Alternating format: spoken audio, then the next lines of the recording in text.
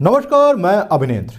Vote के बदले note, note के बदले वोट, गलत नियत वालों पर लगी सुप्रीम चोट। जी हां, सुप्रीम कोर्ट ने साफ कर दिया है कि संसदीय विशेषाधिकार नहीं है रिश्वतखोरी। दरअसल 1998 में पीवी नरसिम्हा राव के मामले में सुप्रीम कोर्ट का फैसला था कि सांसदों विधायकों को वोट के बदले नोट लेने के मामले में मुकदमे में छूट मिलेगी। लेकिन अब सुप्रीम कोर्ट ने उस फैसले को बदल दिया, यानी अब ऐसा हुआ तो मुकदमा होगा। वैसे गांव की राजनीति को शहरों के चकाचौंध से नहीं समझा जा सकता। गांव का आधार जातियों पर आधारित है और मूलभूत समस्या रोटी कपड़ा और मकान है। लेकिन सवाल तो यही है कि कौन इनकी समस्या का समाधान कर सकता है। सवाल यह भी है कि क्या इनके मेहनत का सम्मान हो रहा है, इनको आत्मनिर्भर बनाया जा रहा है, या इन्हें निर्भर बनाकर इनके काबिलियत को खत्म किया जा रहा है। क्या वोट के बदले नोट और नहीं दिया वोट तो मिलेगी चोट की राजनीति ग्रामीण इलाकों में नहीं चलती? उत्तर प्रदेश की जनसमस्याओं के निवारण का प्रण लेकर गृह मंत्री अमित शाह से मिलने दिल्ली पहुंचे ओम प्रकाश राजभर और संजय निषाद ने चुनाव के रण में अपने योद्धा को उतारने की इच्छा जताई। अब उनकी इस इच्छा को गंभीरता से लेकर अमित शाह उन्हें दीक्षा देते हैं या नहीं, ये भी बड़ा सवाल है। ये दोनों नेता शायद जातिगत राजनीति में विश्वास रखते हैं। इनकी पार्टी इसी तरफ इशारा भी करती है। लेकिन इधर वो दिल्ली पहुंचे और उधर लखनऊ का मौसम बेईमान हो गया। सड़क के बीचों बीच वहां पर गड्ढा हो गया जहां हर जातियों के लोग आते जाते हैं। लखनऊ में रविवार को जमकर बारिश हुई, ओले भी गिरे और लोक निर्माण विभाग के निर्माण का आकर्षित करने वाला गड्ढा भी नजर आया। उत्तर प्रदेश के राजनीति के केंद्र में लखनऊ का यह गड्ढा प्रदेश के सबसे चर्चित सीट गाजीपुर में हो रहे राजनीतिक गड्ढे को याद दिलवा रहा है। गाजीपुर की राजनीति की तस्वीर भी अद्भुत है। भारतीय जनता पार्टी को समझ नहीं आ रहा है कि लोकसभा का टिकट किसे दे। एक तरफ ओम प्रकाश राजभर की नजर गाजीपुर की तरफ है, तो वहीं दूसरी तरफ उपराज्यपाल मनोज सिन्हा को लेकर भी बड़ी खबर सामने आ रही है। खबरों का तात्पर्य तो यही संदेश दे रहा है कि जम्मू कश्मीर के उपराज्यपाल मनोज सिन्हा जी गृह मंत्री अमित शाह जी से कह रहे हैं कि कृपया टिकट कंफर्म कर दीजिए। अरे हमारा नहीं, हमारे बेटे अभिनव सिन्हा का टिकट कंफर्म करवा दीजिए। आज भाजपा के केंद्रीय नेतृत्व के लिए चुनौती जिताओ उम्मीदवार को लेकर है। अब पिछड़े वोट बैंक को ख्याल में रखकर डॉक्टर संगीता बलवन को राज्यसभा तो भेज दिया गया। मनोज सिन्हा पहले ही जम्मू कश्मीर की जिम्मेदारी संभाल रहे हैं, तो फिर कौन उम्मीदवार भाजपा का हो सकता है? सवर्ण जातियों में सबसे बड़ी संख्या राजपूत मतदाताओं की है। कहीं कोई कदम इन मतदाताओं को नाराज ना कर दे। हमें गाजीपुर के कुछ महत्वपूर्ण आंकड़ों पर नजर डालनी होगी। गाजीपुर में मतदाताओं की संख्या करीब 20 लाख है। मतदान की संभावना करीब 12 लाख के आसपास है। जैसा कि पिछली बार हुआ था, उसके आंकड़ों के अनुसार हम बता रहे हैं आपको, करीब 12 लाख के आसपास मतदान हो सकता है। जनपद के राजनीतिक समीकरण में स्थानीय मुद्दों के साथ जातिगत मुद्दे ज्यादा प्रभावी रहते हैं और ज्यादा संख्या यादव और पिछड़ी जाति वर्ग की है, जबकि दलित वर्ग मामूली अंतर से दूसरे पायदान पर है। सवर्णों की संख्या में राजपूत बिरादरी ज्यादा आबादी में है। वहीं ब्राह्मण और भूमियारों की संख्या भी यहाँ काफी है, जो चुनाव में निर्णायक भूमिका निभाती है। कायस्थ की संख्या कम है और शहरी क्षेत्रों में यहाँ बनिया और अति पिछड़ों की संख्या भी चुनाव में महत्वपूर्ण रहती है। इसके साथ मुस्लिमों की संख्या भी अच्छी खासी है। मुसलमान मतदाता जिसके साथ भी हो जाते हैं तो वह उम्मीदवार लड़ाई में कांटे की टक्कर देता है। पिछली बार 2019 लोकसभा चुनाव में गठबंधन के प्रत्याशी अफजाल अंसारी तत्कालीन केंद्रीय मंत्री रहे मनोज सिन्हा से लगभग 1 लाख से ज्यादा वोटों से जीत गए थे, क्योंकि यह लड़ाई सीधी हो गई। क्या कहता है 2019 का आंकड़ा?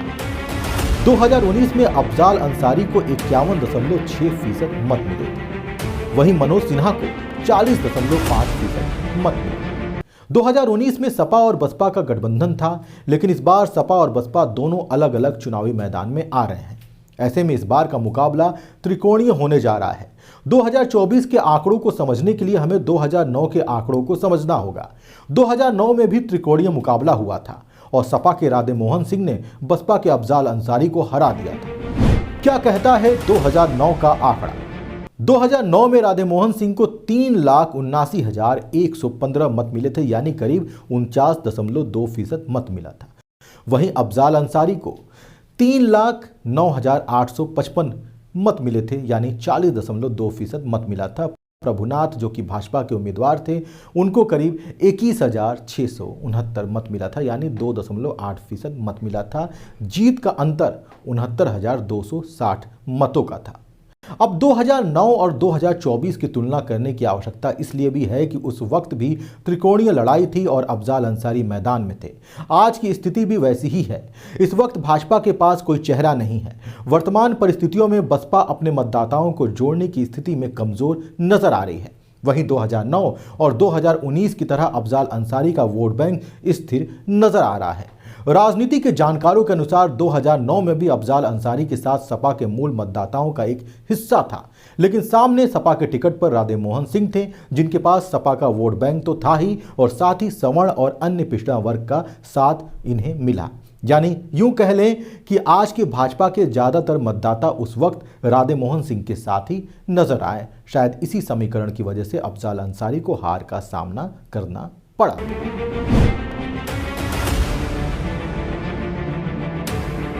2014 में मनोज सिन्हा के सामने अफजाल अंसारी नहीं थे, फिर भी उन्हें कड़ी टक्कर मिली। वो केवल 32,454 मत से ही चुनाव जीत पाए थे। वहीं 2019 में जब सामना अफजाल अंसारी से हुआ था तो विकास का लाख दावा करने के बाद भी वो 1,20,956 मतों से चुनाव हार गए। आज मनोज सिन्हा जम्मू कश्मीर के उपराज्यपाल हैं और गाजीपुर में भाजपा की चुनौती एक मजबूत चेहरा को लेकर है। राजनीति के जानकारों का कहना है कि आज यदि 12 लाख के आसपास मतदाता अपने मतों का प्रयोग करते हैं तो उनमें से करीब 5 लाख यादव, मुस्लिम और अन्य ऐसे मतदाता हैं जिनका रुझान अफजाल अंसारी की तरफ हो सकता है। करीब 2 लाख मतदाता बसपा के पास जा सकते हैं और भाजपा को एक ऐसे उम्मीदवार की जरूरत है जिसकी पहुंच इस वोट बैंक में हो।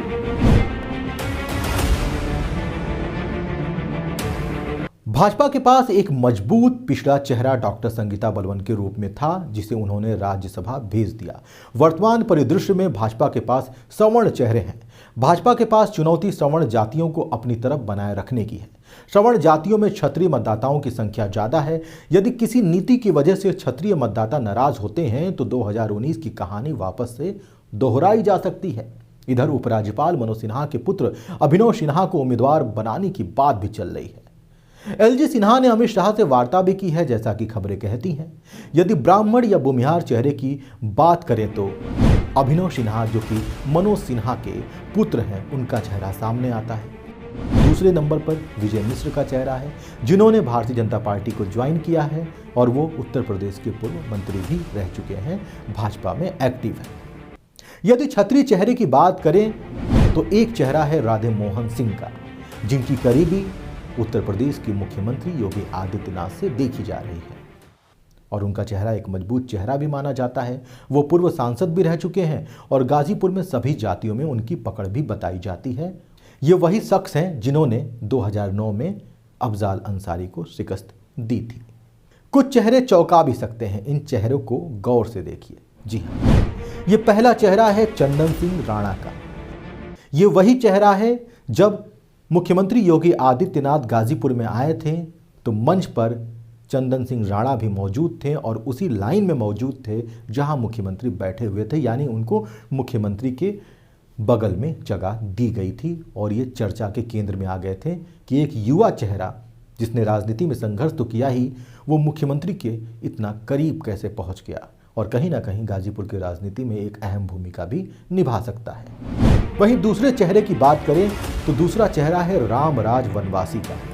ये मनोज सिन्हा के करीबी हैं, भारतीय जनता पार्टी में एक्टिव हैं। इन्होंने 2022 का विधानसभा चुनाव भी लड़ा था।